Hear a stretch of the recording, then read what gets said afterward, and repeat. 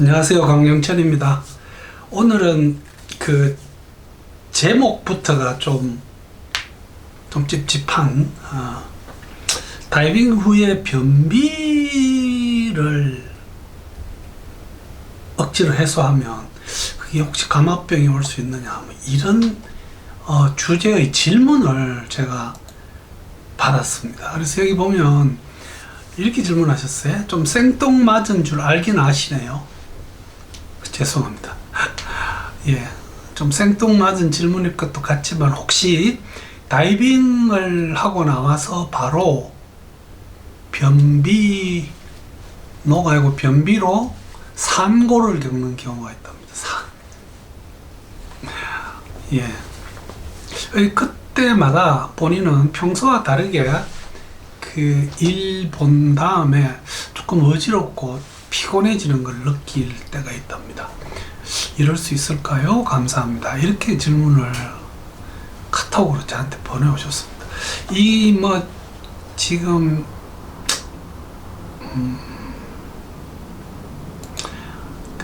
이 부분은 제가 이제 답변을 보냈던 내용인데 보내고 생각하니까 이것도 한번 토의를 해볼 만한 가치가 있을 것 같아서 제가 뭐 이런저런 문헌을 한번 뒤져보고 아직도 이게 명확한 그건 아니나 뭐 제 판단에 충분히 가능한 이야기 같아서 이렇게 정리를 했습니다.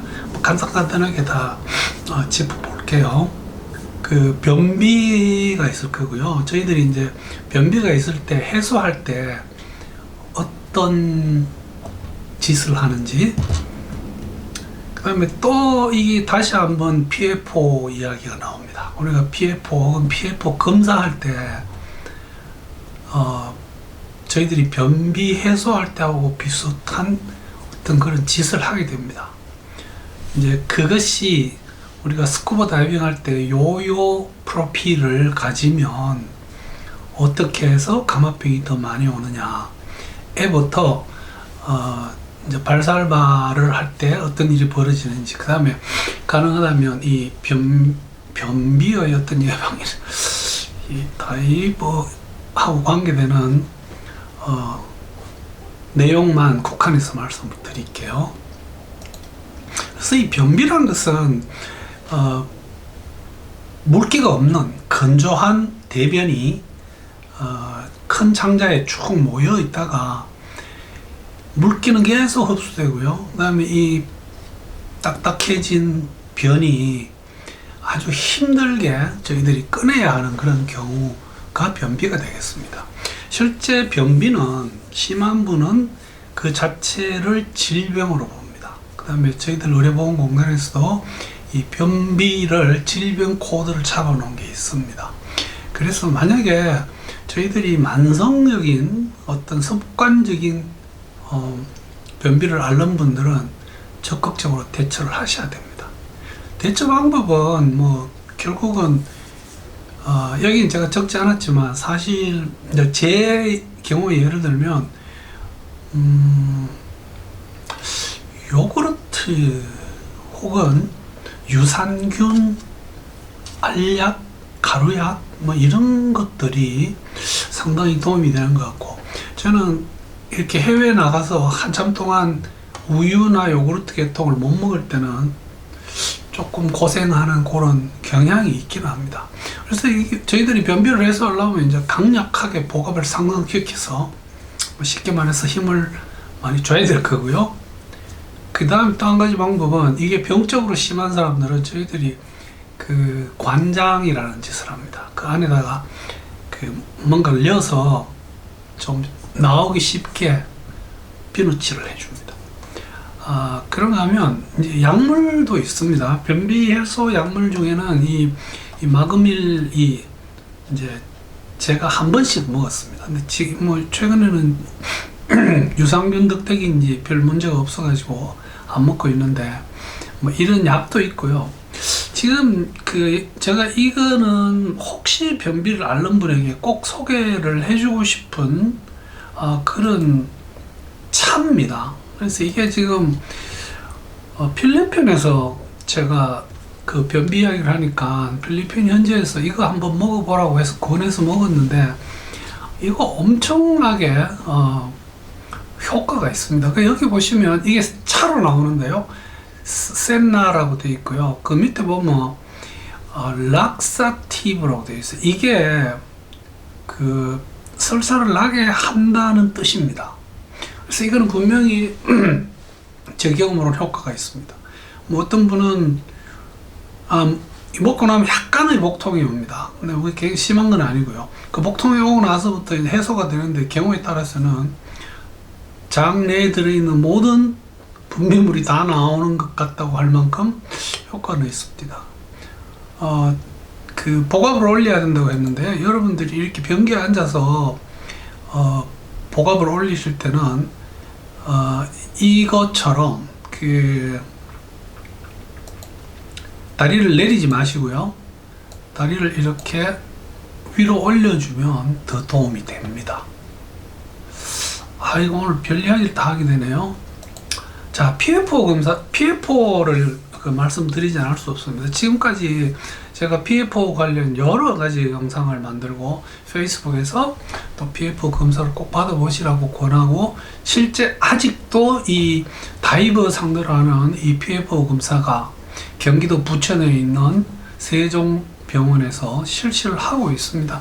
이게 이제 지금 제 기억으로는 한 6명인가 7명만 더 하면 타겟 숫자가 되기 때문에 이제 이걸 중단을 할 것 같습니다. 그래서 넣기 전에 여러분들 올라가기 전에 한번 하시면 어떨까 이런 생각입니다. 우리가 PFO를 검사할 때 이것은 마치 저희들이 다이빙을 마치고 상승을 시작하면 조직으로부터 기포가 만들어져서 혈류로 들어옵니다. 그래서 이 질소 기포가 우측 심방으로 들어와서 심실로 내려가서 폐로 가서 우리가 호흡할 때마다 계속 배출이 되죠. 근데 이 PFO라는 어떤 해부학적인 문제가 있는 분들은 평소에는 괜찮습니다. 근데 기포가 들어있는 상태에서 어떤 발살바 같은 복압을 올리는 그런 행위를 하면 우측으로 들어온 기포가 폐로 가지 않고 뭐 대부분은 가겠죠. 그러나 일부 혹은 상당 부분이 좌측 심장으로 들어갑니다. 그러면서 이게 전신으로 가게 되니까 바로 감압병 증상을 일으키는 거죠.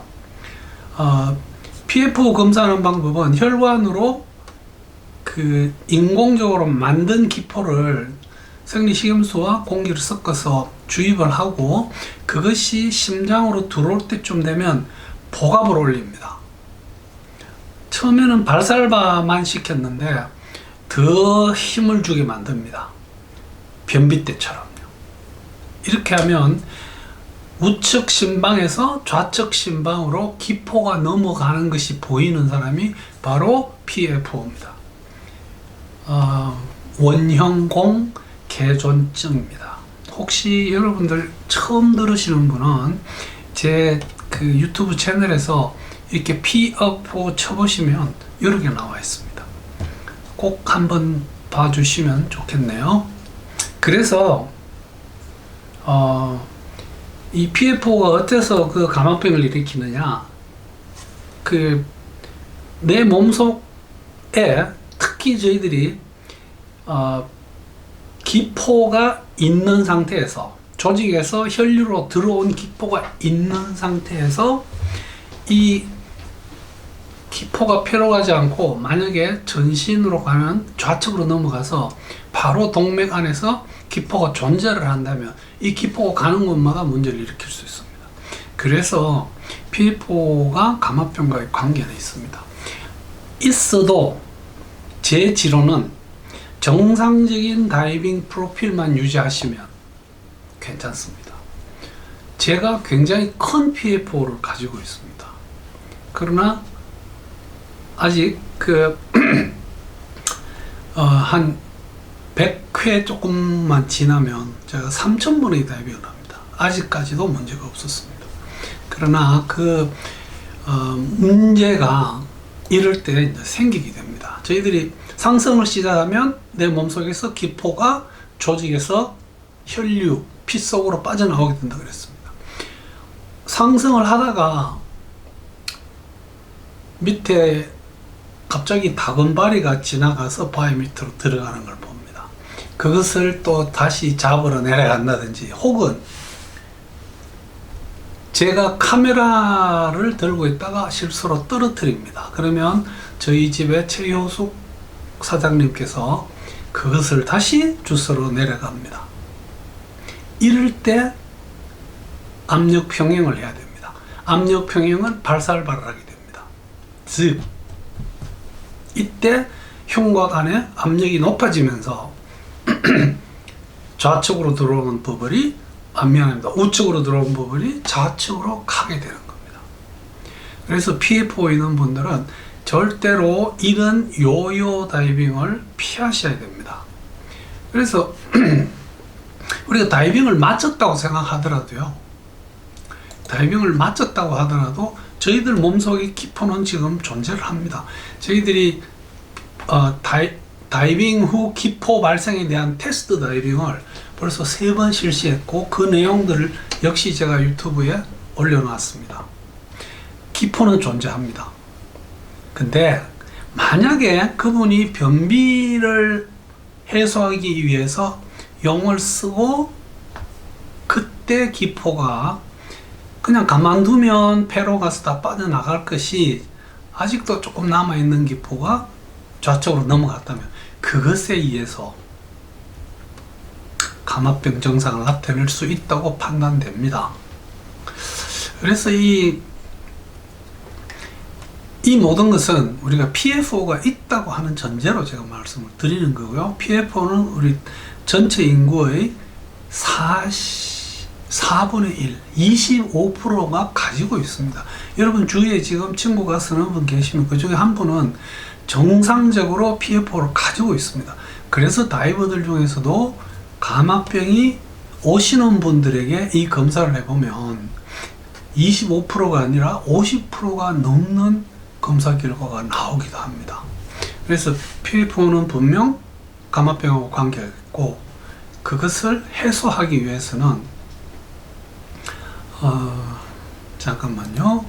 예, 이 그림이 재밌어서 한번 보여드립니다.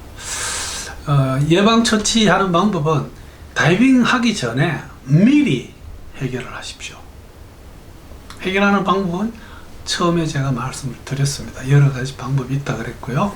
그 다음에 다이빙을 마치고 그렇게 급하지 않으면 좀 많은 시간을 보내서, 우리가 일반적으로 한 6시간 지나면 레크레이션 레벨에서는 기포가 거의 다 빠져나갔다고 봅니다.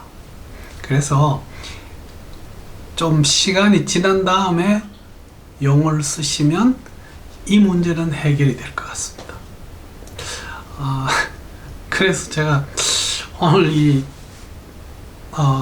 저한테 보내주신 질문 중에 다이빙하고 바로 변비로 상고를 겪은 분이 감압병 증상을 나타냈다고 하는 그 질문을 받고 나름 가능성 있는 어떤 추론을 해봅니다. 요즘 여러 가지 질문을 받으면서도 이런 질문도 오는구나 하고 제가 반갑게 읽고 답변을 드렸던 기억이 있습니다. 여러분들 변비는 뭐 다이빙을 하고 안 하고를 떠나서 여러분들이 꼭 해결을 하셔야 됩니다. 이게 한 번 왔다고 영원히 가는 것도 아니고요. 또 한 번 해결되면 영원히 해결되는 것도 아니기 때문에 좋은 음식, 특히 섬유질이 많은 고구마, 바나나 이런 것들이 도움이 많이 됩니다. 그 다음 채소들 중에 여러분들이 잘 찾아보시면 이 변비에 도움이 되는 그런 것들이 꽤 많이 있습니다. 그래서 변비 있는 분들은 이 정도를 좀 조심해 주시면 좋겠다는 의미에서 이 영상을 만들었습니다. 경청해 주셔서 대단히 감사합니다.